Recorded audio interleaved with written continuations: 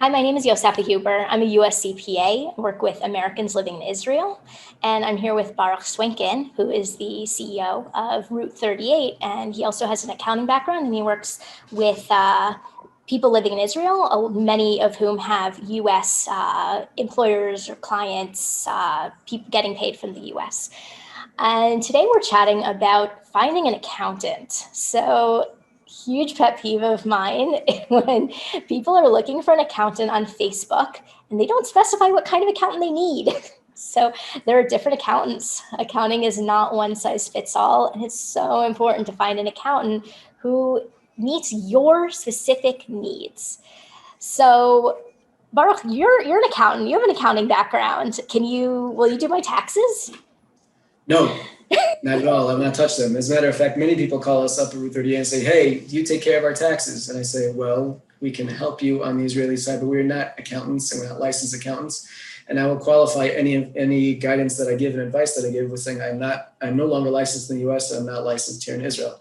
And it's really, really important to find someone ultimately who is licensed, who's going to give you, for specific information, especially for reporting purposes, who's licensed in the proper jurisdiction for what you're looking for to give you the advice you need. I'm so grateful that you will admit that you are not licensed in certain areas. So as I mentioned, I am licensed as a US CPA. That means I do not file Israeli taxes. And I really hope that you're not going to go ask your Israeli accountant to file your US taxes, because they might try. So it's so important to have someone who's licensed in the different areas. These are very, very detailed lists of laws that we have to learn in order to do specific things. So most of my education is in taxes. I'm a CPA, so technically I'm licensed to do a variety of things, but I specialize in doing taxes for people living outside the US. And that's really good for you to know, because even though technically I might be licensed to audit your corporate books, I don't do that every day. So I'm not going to be very good at it. In addition, where I'm licensed, they require that I do 40 hours of continuing education every year. So where do you think I'm going to spend those 40 hours? I'm going to spend the 40 hours in the areas of education that benefit my clients the most. So it's really important to be using an accountant who has a similar client base to what you need them to explain. So number one, if you're moving from the US to Israel, you still have to keep filing US taxes every single year. And you need to please say, thank you very much, it was nice working with you, goodbye, to your accountant in the US, because most likely they don't specialize in doing taxes for people in Israel. And even if they work with a big company that might have some international experience, they don't specialize in Israel. Would really, really recommend finding someone here. Yeah, I can't tell you, I've had so many horror stories from people who have been continuing to consult with their US accountants. Now, they're great people, and they may have legacy with you, and they may have history with you, and that's important. And I'm not saying you should shun them completely, as you mentioned, but they sometimes get really bad advice or poor advice because the accountant here doesn't understand specifically Israeli nuanced situations and requirements. And, especially for sure, if you've been using TurboTax and trying to save a few dollars, this is not the time to do it. It's just not worth it. It's definitely not worth it. If you find, there are so many, Yosef is, definitely amongst the leaders here in Israel in terms of U.S. Accountants, but there are plenty of them here. There's plenty of, business to be had here. And they will transition with you. Your U.S. accountant will transition and give the information over to the U.S. accountant here in Israel, if need be. But unless you have an extremely complicated family trust estate type of situation where, to untangle everything will be really difficult, highly, highly, highly advise you find someone here in Israel.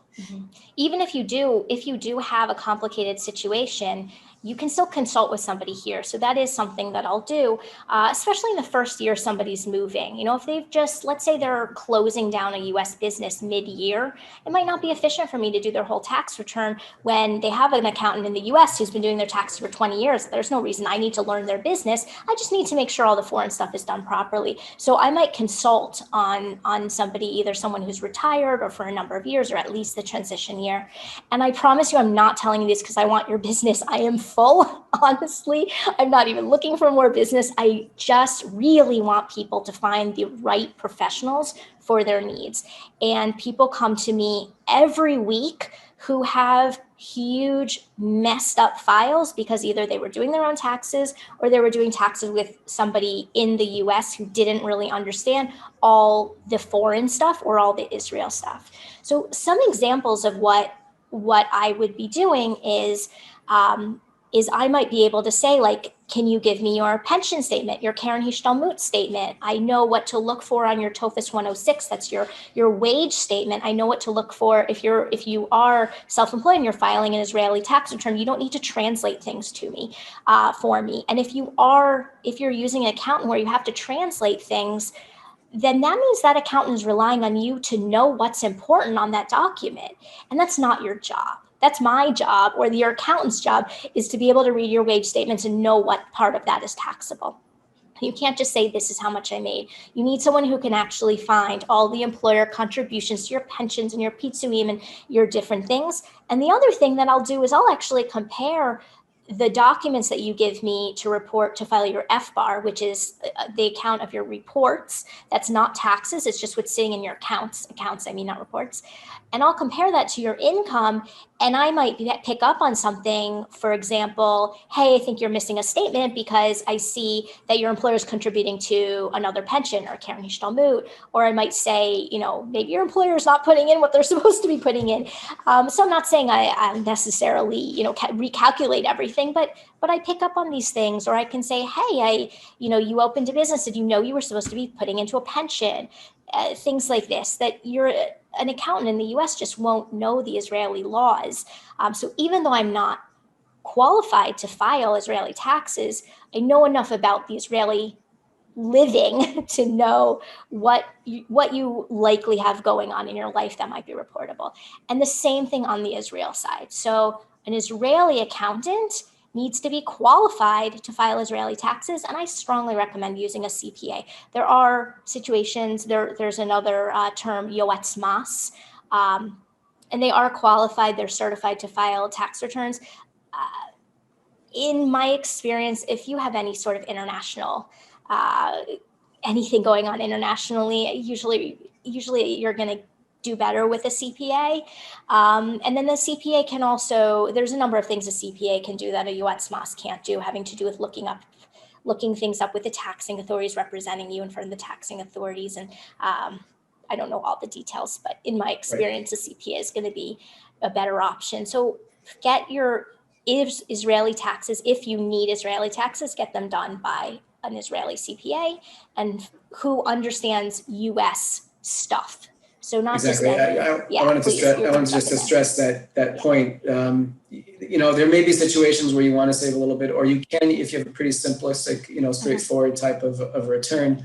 Let's just say you're an osek patur, you're an exempt, you have a small business and a really straightforward return. You probably could use a yoetz mas, but you need to make sure you use a yoetz mas or a CPA here called a roa cheshbon in Israel, who has experience working with Americans and knows the same amount of U.S. tax law or a similar amount of U.S. tax law as you, Yosef, know about Israeli tax law, which means you're not, by no means an expert, but you know enough to be able to file and give advice to. I think it depends on people's situations. So in many situations, I'll ask a few questions of somebody to try to determine if they need to use one of the people that I usually recommend.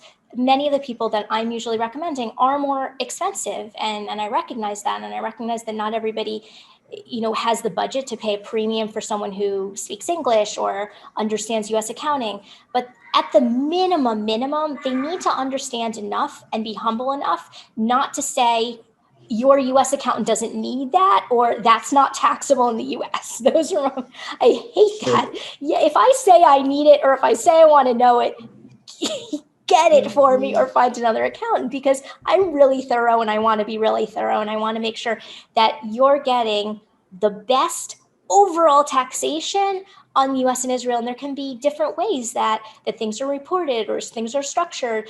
So it's really ideal when you can have, if you need an Israeli accountant at all, that you have an Israeli accountant who can coordinate with your your US accountant and understands enough to have a good communication, and a US accountant in Israel who can communicate with your Israel accountant, and that they know enough that they know what they need to ask and what order things need to be done in.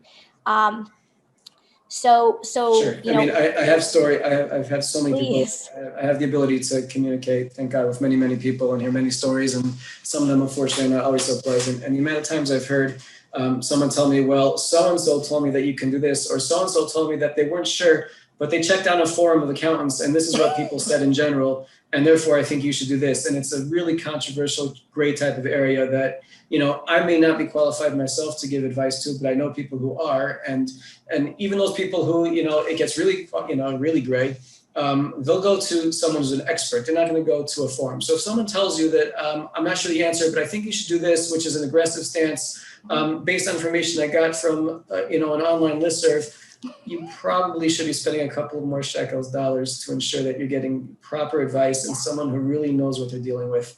And again, every dollar or shekel that you spend right now will come back to you, you know, multiplied by many, you know, later on, because you will have saved yourself, you know, first of all, many gray hairs, and you'll probably save yourself a lot of headache later on. So, one of the things I do a lot, actually,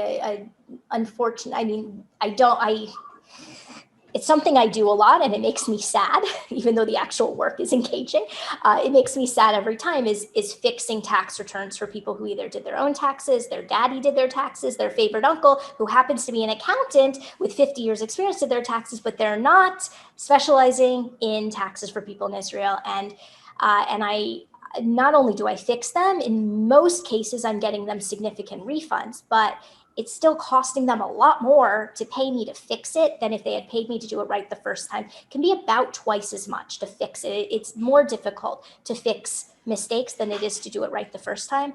Another thing that's really important to keep in mind is that if you're not using professionals who really understand where things need to be taxed, the US has a 3-year statute of limitations where you can go back and get refunds or fix things. That's not to say that if things were done wrong more than 3 years back that the IRS can't catch you, or if you didn't file taxes that the IRS can't catch you. It's on for tax returns that were basically filed in good faith.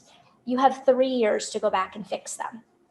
Israel will go back 10 years in most cases if you've missed reporting something. So that means that somebody who's been in Israel for 10 years and was accidentally or misguided in reporting certain kinds of income as not being taxable in Israel might have to go back 10 years to report that to Israel. They're only going to be able to go back to the US 3 years to get refunds for mistakenly paying the US. So you really just got to get things done right from the beginning. I would agree. I think to conclude, make sure you do your research beforehand, before you speak to anybody, before you choose anybody. Ensure that you know what issue you're dealing with and who is qualified to deal with that issue. And if you take one thing from this also, when you're looking for an accountant, know what kind you're looking for. So if you do go on Facebook and you say you need an accountant, you say, I need an Israeli accountant, or I need an accountant to file my US taxes. And then keep in mind that most people who are answering you don't really know. And they're just tagging people who they know have something to do with the accounting and finance field. And you still need to check those recommendations and make sure those people really do what you asked for, because I would say when people are asking for an Israeli accountant, half the people tagged are definitely US accountants and vice versa. So we do different things. We do different reporting. We learn about the other sides, but you need someone who does what you need done. Thanks so much for joining me. Have a good day. Thank you very much for having me. Have a great rest of your day. You too.